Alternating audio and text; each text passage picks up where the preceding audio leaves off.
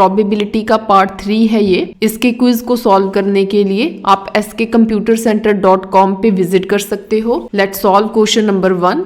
A and B throw a die alternatively till one of them gets a 6 and wins the game. Find the respective probabilities of winning if A starts first। ठीक है, मान लो A ने game start करी और A win कर गया, first turn में ही वो विन कर गया। फिर और क्या केस है, A ने गेम स्टार्ट करी लेकिन वो विन नहीं करा, फिर B की टर्न आई, B भी विन नहीं करा, फिर किसकी टर्न आएगी, A की, तो A विन कर गया। ठीक है, ये A अपनी दूसरी टर्न में विन कर गया, A विन कर गया। यहाँ पे मैं A का ले रही हूँ और ये हो सकता A ने स्टार्ट किया लेकिन विन नहीं करा, B की टर्न आई विन नहीं करा, फिर A की टर्न आई विन नहीं करा, फिर B की टर्न आई विन नहीं करा, फिर किसकी टर्न आएगी, A की, और वो विन कर गया। जिसपे मैं बार डाल रही हूँ, कॉम्प्लीमेंट डाल रही हूँ, वो असल में विन नहीं करने की है। तो हम देखते हैं, है एक डाई, डाई के सैंपल स्पेस जो है वो 1 2 3 4 5 6 होती है। जीतने के लिए डाई के ऊपर 6 ऐसे डॉट होते हैं ना, 6 डॉट जो है वो शो होने चाहिए डाई के ऊपर। ठीक है, तब वो विन कर जाता है। तो 6 तो एक बार ही आएगा ना 5 में से, तो कहने का मतलब विन करने की जो प्रोबेबिलिटी है वो 1/6 रहेगी। ऐसे लिख देते हैं, A के विन करने की 1/6 एंड प्रोबेबिलिटी A के विन नहीं करने की 5/6। ठीक है, वो कैसे निकाली मैंने, 1 में से माइनस करके। ठीक है, देखो इसके चांस क्या बन रहे हैं, अगर वो विन कर गया तो इसका 1/6 आएगा। इसमें अगर वो विन नहीं करा, A के ऊपर मैंने बार डाल दी, वहां पे आया 5/6। ठीक है, B के ऊपर बार है, उसका मतलब है B भी विन नहीं करा, तो B विन नहीं करा, तो सेम वही होगा कि अगर B जीतता है तो वो उसके जीतने की 1/6 एंड नहीं जीतने की क्या आ जाएगी, 5/6। सो कहने का मतलब B के ऊपर मैंने यहाँ पे बार डाला, A के ऊपर बार डाला मतलब 5/6, B के ऊपर बार डाला मतलब 5/6, फिर A विन कर गया मतलब 1/6। तो ऐसे थर्ड ऑप्शन में क्या होगा, 5/6 कितनी बार आएगा, 5/6। ठीक है, 4 बार, सीधा ऐसे लिख दूं, तो फिर विन कर गया 1/6। देखूं तो ये A के विन करने के चांस हैं, ये भी उसके विन करने के चांस हैं, ये भी उसके विन करने के चांस हैं। A कौन कौन कंडीशंस में विन कर सकता है। ठीक है, जब इतनी प्रोबेबिलिटी आई, सेकंड टाइम 5/6 कितनी बार है, 2 बार। ठीक है, फिर उसके बाद कितनी बार है, 4 बार। ठीक है, ऐसे क्यों कर रहे हैं, क्योंकि अगर वो फर्स्ट टाइम पे विन कर जाता है तो ये 1/6, अगर वो फर्स्ट टर्न पे विन नहीं करता फिर वो सेकंड पे नहीं वो कर सकता। सेकंड किसकी टर्न है, B की, फिर वो थर्ड टर्न में विन करेगा, ये थर्ड टर्न में विन करेगा। ठीक है, इसमें एक A के हारने की है, एक बार B के हारने की प्रोबेबिलिटी है। ठीक है, तो ऐसे ये वाला प्रोसेस जो है इनफाइनाइट टाइम तक चलता रहता है। तो इसको मैं सॉल्व कैसे करूंगी, 1/6 देखो कॉमन निकल रहा है, तो यहाँ पे 1 + 5/6 raised to power 2, यहाँ पे 6 है, तो 5/6 raised to power 4, 1/6 जो है वो कॉमन गया है ना। ध्यान से देखो, ये GP बन रही है, इनफाइनाइट टर्म्स का सम हो रहा है। इसका सम क्या रहता होता है, A। ठीक है, A/में 1 - रेशो क्या है, इसकी रेशो होती है इसको ऊपर रखना, इसके साथ डिवाइड करना, तो 5/6 जो 2 बार कट हो रहा है, फिर 5/6 2 बार बच रहा है। ठीक है, ये फॉर्मूला रहता होता है, sum of GP up to infinite terms A/1 - R। ठीक है, तो 1/6, 1/6, 6 = 36, 5 5 = 25, मतलब 36 - 25 अपॉन में 36 आना, वो ऊपर गया। This is equal to 1/6 36 upon में 11, तो आंसर रहेगा 6/11। तो मुझे आंसर 6/11 एक तो इस ऑप्शन में मिल रहा है, एक इसमें, लेकिन फर्स्ट का जब मैंने सॉल्व किया A के विन का तो वो ये है। देखते हैं सेकंड का 5/11 है। सेकंड क्वेश्चन में B की विनिंग देखनी है आपने, लेकिन स्टार्ट A ही करता है। ठीक है, A ने स्टार्ट किया लेकिन वो विन नहीं करा, फिर B की टर्न आ गई, वो विन कर गया। दूसरी ऑप्शन क्या है, A ने स्टार्ट करा, विन नहीं करा, फिर B की टर्न आई, B विन नहीं करा, क्योंकि फर्स्ट टाइम में ये ऑप्शन होगी। फिर दूसरा और क्या पॉसिबिलिटी है कि वो विन नहीं करा, फिर ए की टर्न आई वो भी विन नहीं करा, फिर बी विन कर गया, ठीक है।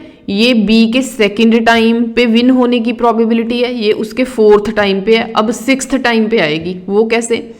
ए नहीं विन करा, बी भी नहीं करा, ए नहीं करा, बी यहाँ पे फोर्थ टाइम पे विन कर गया, अब नहीं करेगा, फिर ए की टर्न आएगी वो नहीं करेगा, फिर बी यहाँ पे विन करेगा, ठीक है। इन सबको प्लस कर दिया जाता है, फिर ए के विन नहीं करने की 5/6, बी के विन करने की 1/6, ये विन नहीं करने की है, नहीं करने की वो 5/6 रेज़ टू पावर 3, बी की 1/6। तो ये इतनी बार 1 2 3 4 5 बार 5/6 5 बार 1/6, इन सबको ऐड कर दिया जाता है। एक तो 1/6 जो है सब में कॉमन निकल रहा है, एक 5/6 निकल रहा है सब में कॉमन, ठीक है। तो यहाँ पे जो है वो 1 बच गया। सेकेंड टाइम पे जो 5/6 है उसके raise to power 2, next time जो 5/6 है एक बार गया तो जो बच गया ये 4 टाइम्स। तो सेम वही चीज़ बन रही है, अंदर वाला पार्ट तो जो अभी आपने पिछले में किया वो ये चीज़ सेम रह गई।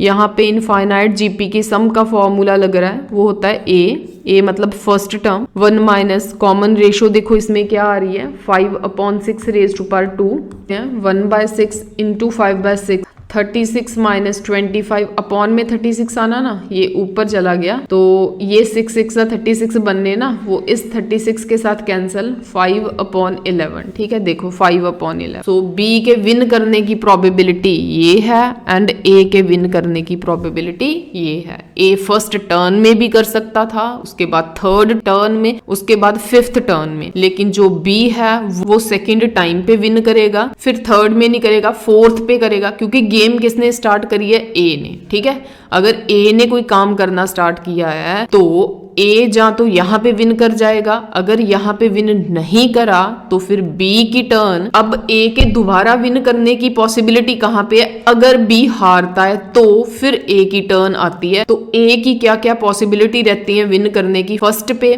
थर्ड पे, फिफ्थ पे, ठीक है। ऐसे बी के विन करने की जो पॉसिबिलिटीज हैं वो रहती हैं सेकेंड टाइम पे, फोर्थ टाइम पे, सिक्स्थ टाइम पे। होप आपको क्लियर है ये। Question number second, Kamal and Monica appeared for an interview for 2 vacancies. The probability of Kamal's selection as this. Kamal के सिलेक्ट होने की प्रोबेबिलिटी है 1/3 and that of Monica's selection is, तो Monica के सिलेक्ट होने की प्रोबेबिलिटी है 4/5। Find the probability that only one of them will be selected, मतलब कि अगर तो कमल सिलेक्ट हो गई तो मोनिका सिलेक्ट नहीं होगी सेकेंड टाइम पे, अगर कमल सिलेक्ट नहीं हुई तो मोनिका सिलेक्ट हो जाएगी। इसको आप कैसे लिखोगे? Probability of Kamal into probability of not selecting Monica plus probability of complement of K probability of M. Probability of K is 1/3। M not की क्या प्रोबेबिलिटी है?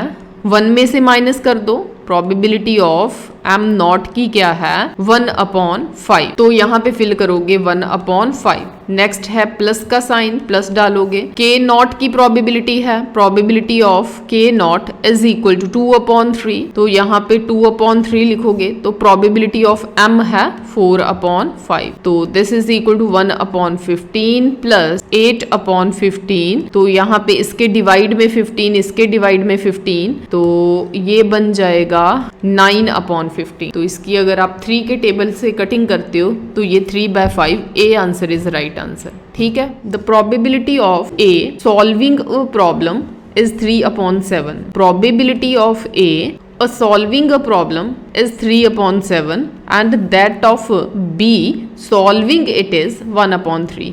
तो B की probability है 1/3। What is the probability that, क्या probability रहेगी? At least one of them will solve the problem।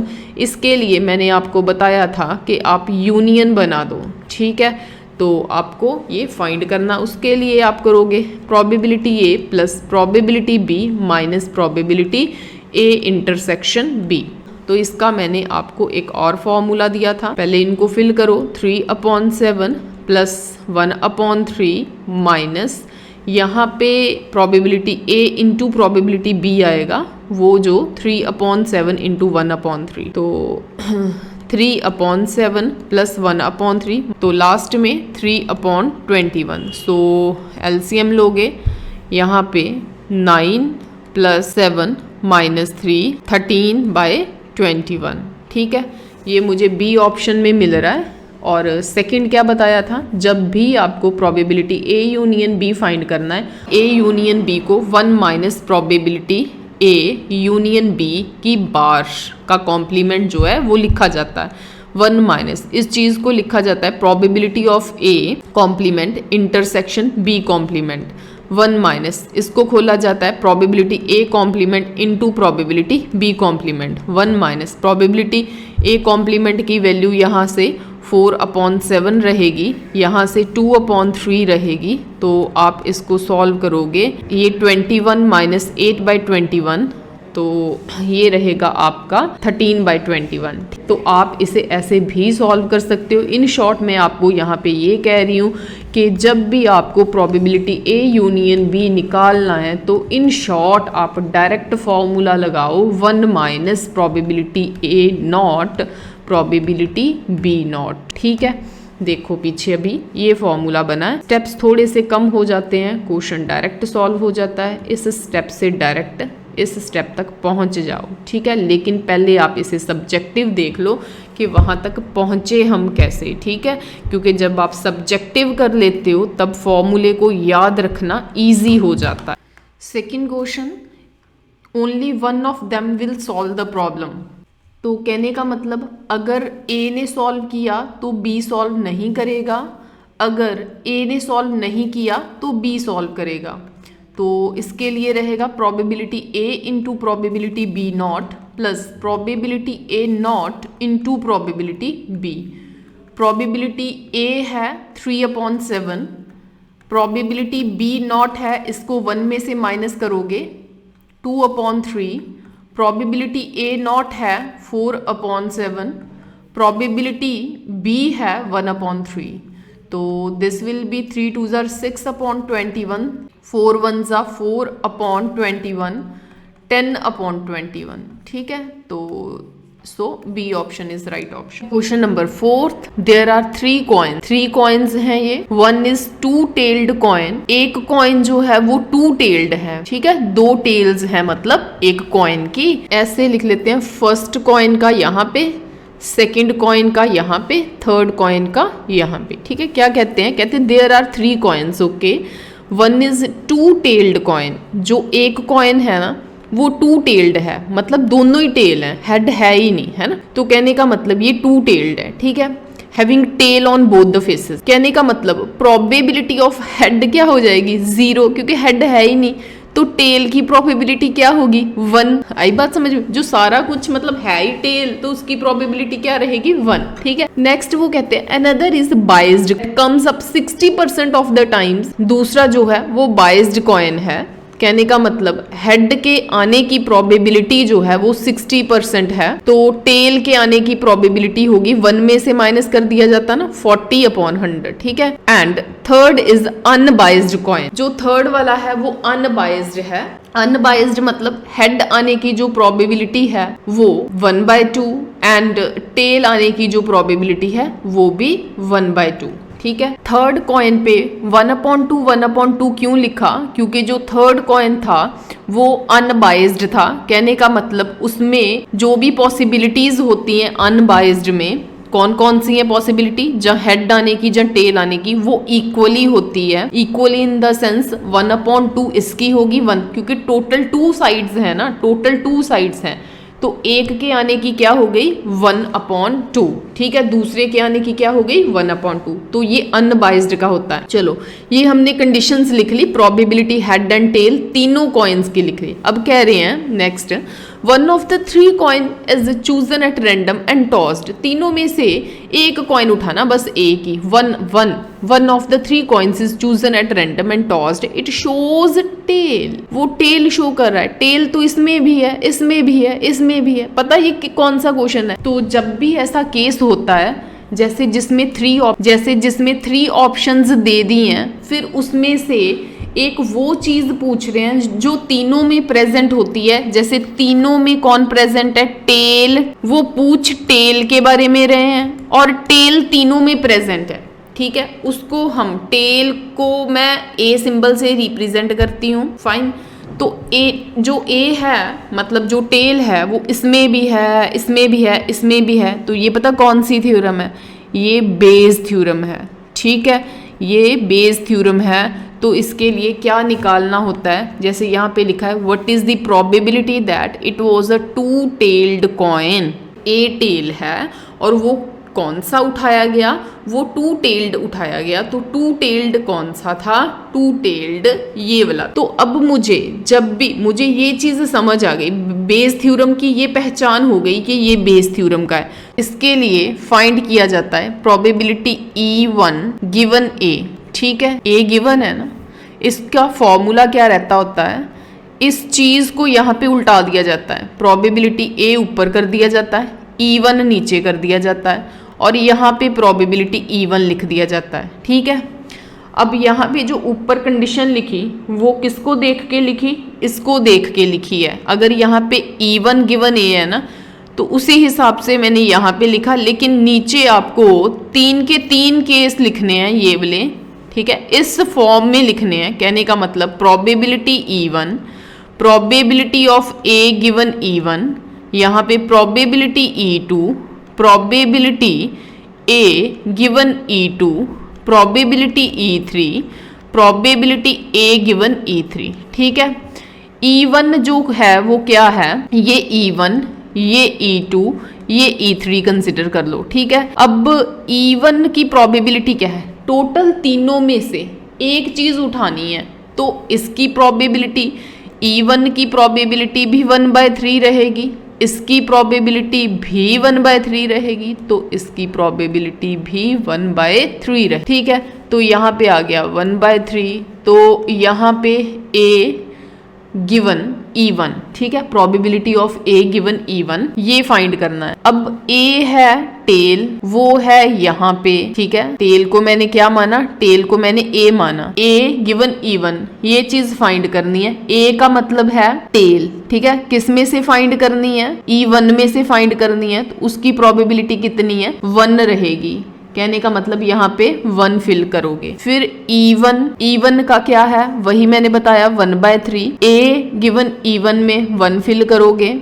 Next E2 क्या है, वही 1/3, ए गिवन E2 का मतलब क्या है, ए का मतलब है टेल, किस में से फाइंड करना, E2 सेकेंड कॉइन में से फाइंड करना। टेल ये रहा टेल, किस में से फाइंड करना, सेकेंड कॉइन में से फाइंड करना, वो क्या है 40/100, ठीक है। नेक्स्ट आ जाओ, ए प्रोबेबिलिटी ऑफ E3 जो रहेगा 1/3, ए गिवन E3 का मतलब है टेल फाइंड करनी है तीसरे वाले कॉइन की, ठीक है। ये रही टेल, ये वो किसके मतलब टी का मतलब यहाँ पे क्या है, ए सिंबल दे दिया मैंने यहाँ पे, है ना। तो वो किस में है, वो है थर्ड कॉइन में से, तो उसका क्या रहेगा 1/2। तो इसको आप सॉल्व करोगे तो आपको आंसर मिल जाएगा 10/19, तो सी आंसर रहेगा। Question number 5, a doctor is to visit a patient. From the past experience, it is known that the probabilities of doctor coming by train, bus, scooter or taxi are 1/10, 1/5, 3/10, 2/5 respectively. Probability by train, probability by bus, probability by scooter, probability by taxi are 1/10, 1/5, 3/10, 2/5. The probabilities that he will be late are 1/4, 1/3 and 1/2 if he comes by train, bus और scooter. Train पे, बस पे, scooter पे आता है तो वो late होता है, तो उसके लेट होने की प्रोबेबिलिटी है 1/4, बस पे लेट होने की प्रोबेबिलिटी है 1/3 एंड ट्रेन एंड स्कूटर से लेट होने की प्रोबेबिलिटी है 1/12। तो क्यों ना हम लेट को सिंबल दे दें ए। तो कहने का मतलब कि जब वो ट्रेन से आया लेकिन लेट हो गया, ठीक है, तब उसकी प्रोबेबिलिटी 1/4 है। उसको लिखा कैसे जाता है, इसको लिखा कैसे जाता है, प्रोबेबिलिटी ए मतलब लेट हो गया बाय ट्रेन से। प्रोबेबिलिटी ए का मतलब लेट हो गया बाय बस से, ठीक है। फिर प्रोबेबिलिटी लेट हो गया, ए मतलब लेट हो गया किससे, स्कूटर से, ठीक है। ऐसे लिखा जाता है। जो चीज कॉमन होती मतलब लेट जो है वो ट्रेन से भी हुआ है, बस से भी हुआ है, स्कूटर से भी हुआ है, तो उस जो कॉमन चीज है उसको ए मान लिया जाता है और ए गिवन टी, ए गिवन बस, ए गिवन स्कूटर कर दिया जाता है। तो इसके लिए एक्स लिख लेते हैं, ठीक है। एक्स का मतलब टैक्सी से, तो इससे लेट होने की उसने प्रोबेबिलिटी नहीं बताई। ए मतलब लेट होना बाय टैक्सी, वो लेट होता ही नहीं है, तो उसकी प्रोबेबिलिटी क्या रहेगी, 0। व्हेन ही अराइव्स, लेट का मतलब मैंने बता दिया कि उसको मैंने सिंबल दिया था A. What is the probability that he came by bus, bus के लिए आपने प्रोबेबिलिटी बी दिया हुआ है सिंबल, तो ये बेस थ्योरम लग रही है जिसके लिए आपको फाइंड करना है प्रोबेबिलिटी बी गिवन ए, ठीक है। ये चीज आपने फाइंड करनी है। इसका क्या मतलब है, बी फॉर बस, ए फॉर लेट होना, तो इसको आप फिर यहाँ पे कैसे लिखते हो, प्रोबेबिलिटी ऑफ, यहाँ पे जो जैसे यहाँ पे लिखा जाता है ना प्रोबेबिलिटी बी गिवन ए, यहाँ पे लिखोगे प्रोबेबिलिटी ए गिवन बी, ठीक है। तो बाहर प्रोबेबिलिटी बी, ये बेस थ्योरम का जो एक रिजल्ट होता है वो लग रहा है। पहले पार्ट के लिए लिखोगे probability of T into probability of A given T plus probability of, second part same लिखोगे B into probability A given B plus probability of scooter into probability of A given S plus last वाली probability of X मतलब taxi की and probability late हो गया bye taxi, ठीक है, given x. यहाँ पे आप वैल्यूज फिल करोगे। प्रोबेबिलिटी ऑफ बी क्या है, 1/5, 1/5 फिल कर दी। Probability of A given B क्या है, 1/3। प्रोबेबिलिटी ऑफ टी मतलब train, that is 1/10। A given T that is 1/4। यहाँ पे सेकेंड टाइम पे ये वाली चीज सेम लिखोगे 1/5 इंटू 1/3। जो थर्ड नंबर पे है स्कूटर वाली लिखनी है 3/10, उसके साथ लिखोगे 1/12। नेक्स्ट एक्स की है 2/5, उसके साथ लिखोगे 0, ठीक है। अब इसको सॉल्व कर लेते हैं। ये हो गया 1/15 अपॉन में 1/40, 1/15, 3 4 12, 1/40 लिख देते हैं यहाँ पे भी। नेक्स्ट 0, ठीक है, लास्ट वाला जो है वो 0 हो गया।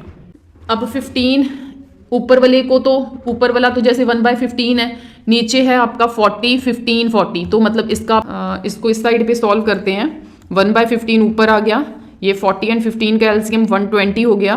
तो यहाँ पे आप लिखोगे 3, 8, 3, तो दिस विल बी 1/15, 120 अपॉन 14, ठीक है। तो इसको सॉल्व कर लेते हैं। 3 के टेबल से जाएगा ये 4/7, तो your answer is 4/7। Question number 6, a bag contains 7 red, 4 white, 5 black balls. 2 balls are drawn at random and are found to be white. What is the probability that all balls are white? ये सारी balls एक ही bag में पड़ी हुई हैं and you have to select 2 balls and are found to be white. तो वो white निकलती हैं। What is the probability that all balls are white? क्या हो अगर सारी की सारी बॉल्स वाइट हो जाएं?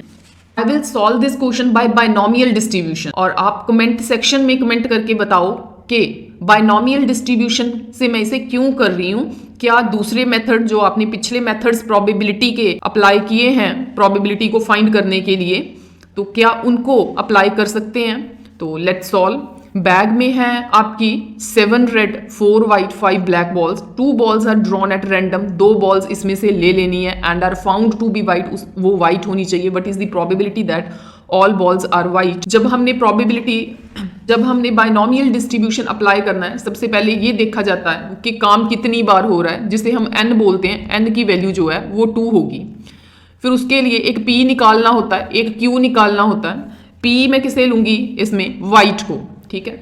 लेकिन बेशक उसमें से 2 बॉल्स निकालनी है, लेकिन आप P जब भी फाइंड करोगे, जितनी बार भी कोई प्रोसेस होना है, आप एक बार की प्रोबेबिलिटी फाइंड करोगे। मतलब प्रोबेबिलिटी ऑफ 1 बॉल, उसे P कहूंगी मैं यहाँ पे, ठीक है। तो 1 बॉल की प्रोबेबिलिटी फाइंड करनी है। टोटल बॉल्स कितनी है वाइट 4, कितनों में से फाइंड कर रहे हैं 16, तो 1/4। ठीक है, ये रहेगी 1 बॉल की प्रोबेबिलिटी, 1 वाइट बॉल को सिलेक्ट करने की प्रोबेबिलिटी।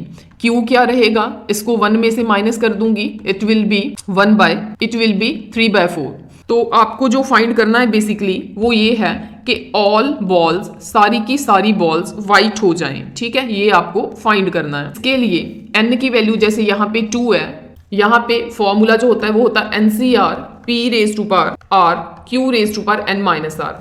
तो n क्या है, n 2 है, वो एक बॉल को वाइट होने के लिए नहीं बोल रहे, सारी की सारी बॉल्स, सो r की वैल्यू भी क्या रहेगी 2।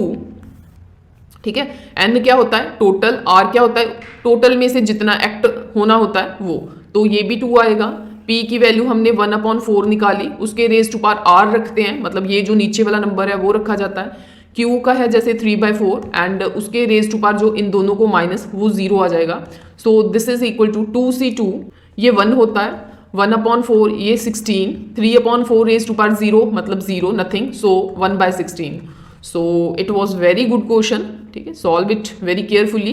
तो आपको कमेंट सेक्शन में बताना है why this method is used. Question number 7, a die is thrown again and again. एक डाई को बार बार फेंका गया है until 3 6 आर obtained, मतलब एक डाई को तब तक बार बार थ्रो कर रहे हैं जब तक 6 नहीं आ जाता। until 3 तीन बार 6 नहीं आ जाता। ठीक है, find the probability of obtaining the third 6 in 6th throw of the dice. Tricky question है, अच्छा क्वेश्चन है ये।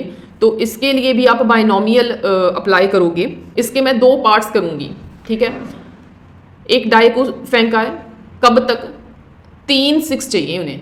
ठीक है, एक बार 6 आ गया, ये चीज जो है ना, ये उन्हें 3 बार चाहिए। क्लियर है, तो ये एक बार हो गई, ऐसे ही सेम पोजीशन एक बार और, ऐसे ही एक बार और, टोटल 3 बार। ठीक है, find the probability of obtaining third 6।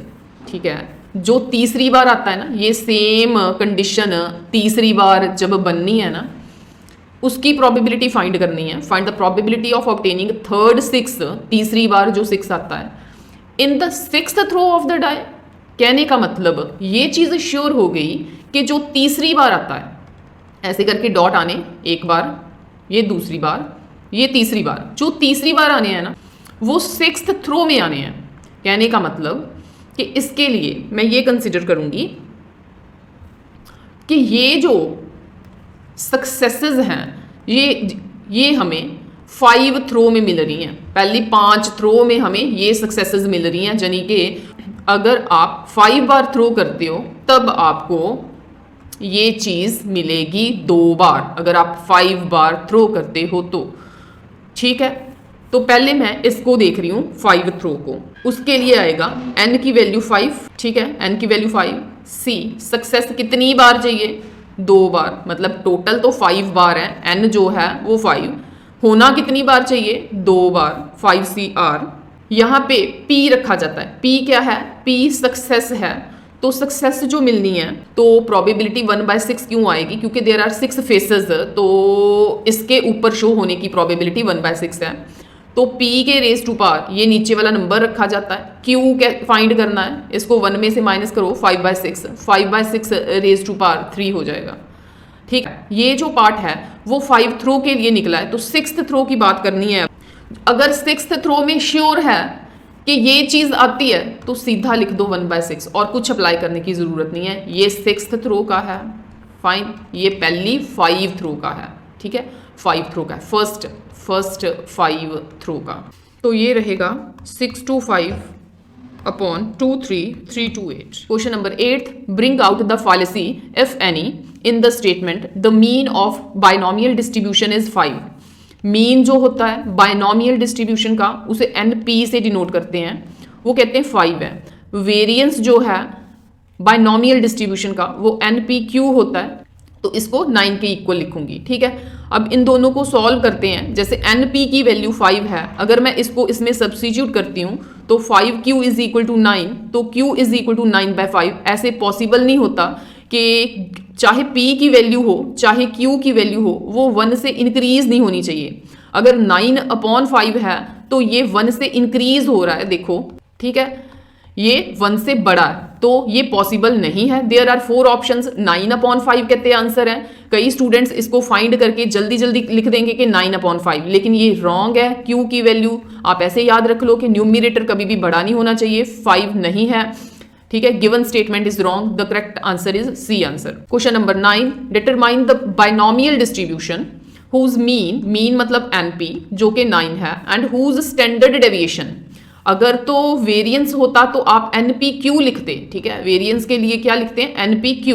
तो अगर स्टैंडर्ड डेविएशन होता है तब ये जो वेरिएंस होता है उस पर रूट डाल दिया जाता है। कहने का मतलब कि अंडर रूट में NPQ लिखोगे आप। ये जो मैंने वैल्यू लिखी ये किसकी लिखी, ये स्टैंडर्ड डेविएशन की लिखी। तो ये किसके इक्वल है, ये 3/2 के इक्वल है, ठीक है। इनको सॉल्व करते हैं, इस पे स्क्वायरिंग करोगे तो this will be NPQ is equal to 9/4। NP की वैल्यू जैसे 9 है, put here 9Q is equal to 9/4। 9 से 9 कैंसिल, तो Q की वैल्यू जो है वो 1/4 आ गई। तो P की वैल्यू 1 में से माइनस करके निकाल लोगे, ठीक है। चाहे P की आपके पास है तो 1 में से माइनस करो, Q की निकलेगी। अगर Q की है तो 1 में से माइनस करो, P की निकलेगी, दैट इज 3/4, ठीक है। PQ आ गया। अब P की वैल्यू यहाँ पे सब्स्टिट्यूट करो, है ना। इसमें NP की वैल्यू क्या गिवन है, 9। P की वैल्यू इसमें सब्स्टिट्यूट करो, that is 3/4 is equal to 9। तो N की वैल्यू विल बी 9, 3/4 है, 4/3 तो इट विल बी 12। फाइन, आपके पास N की वैल्यू 12 है, P की वैल्यू 3/4, Q की वैल्यू 1/4। तो बाइनोमियल डिस्ट्रीब्यूशन को लिखा कैसे जाता है, इसको रिप्रेजेंट कैसे किया जाता है, यहाँ पे P एंड Q को लिखा जाता है and raise to power n। Fine, P की वैल्यू है 3/4, Q की वैल्यू है 1/4, रेज टू पावर 12। तो 4 ऑप्शन में से देखो कौन सी ऑप्शन है, 3/4, 1/4, इसमें भी है, इसमें भी है, इसमें भी है, लेकिन रेज टू पावर 12 सिर्फ इसी में है, so A option. Question number 10, the sum of mean and variance, ठीक है, सम है तो आप प्लस लिखोगे, मीन मतलब NP, वेरिएंस मतलब NPQ।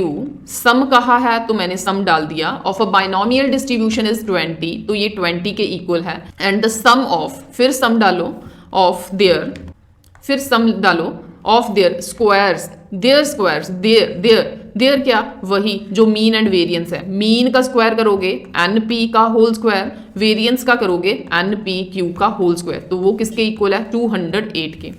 तो ये 2 इक्वेशंस हैं, इनको आप सॉल्व करोगे, you will get the answer. तो इसके लिए बेस्ट रहेगा इसमें से मैं NP कॉमन निकाल दूं, तो 1 + Q इज इक्वल टू 20। इसको सॉल्व करते हैं, n² p² कॉमन निकालो, 1 + Q² रहेगा, दिस इज इक्वल टू 208। तो इसमें NP है, इसमें n² p² है, तो इस इक्वेशन को आप स्क्वायरिंग कर दो, ठीक है। इसकी जब स्क्वायरिंग करोगे n² p² तो ऑब्वियस है 1 + Q का भी होल स्क्वायर आएगा, 20 का होल स्क्वायर 400। तो ये जो 2 इक्वेशंस हैं आपकी, आप इनको डिवाइड कर दोगे तो n² p² cancel, 1 + Q whole square is equal to 400। तो यहाँ पे 1 + Q का स्क्वायर है, दिस इज इक्वल टू 208। अब आप इसको सॉल्व करो, ठीक है, इस इक्वेशन को सॉल्व करो। तो इसका होल स्क्वायर खोलो, a² + b² + 2ab, नीचे है 1 + Q², this is equal to 400/208। On solving you will get the equation 6Q² - 13Q + 6 is equal to 0। तो जो Q की वैल्यूज हैं वो एक तो 3/2, एक 2/3 आएगी। 3/2 आप रिजेक्ट करोगे क्योंकि अभी बताया कि ऊपर वाला नंबर बड़ा नहीं होना चाहिए, सो Q की वैल्यू 2/3, ठीक है। तो P की वैल्यू निकालनी है, 1 में से माइनस कर दो तो 1/3, P आ गया, Q आ गया, किसी एक में पुट कर दो, N की वैल्यू आ जाएगी, तो दैट विल बी 36, ठीक है। इसमें से देखो कौन सी ऑप्शन है, B option is right option.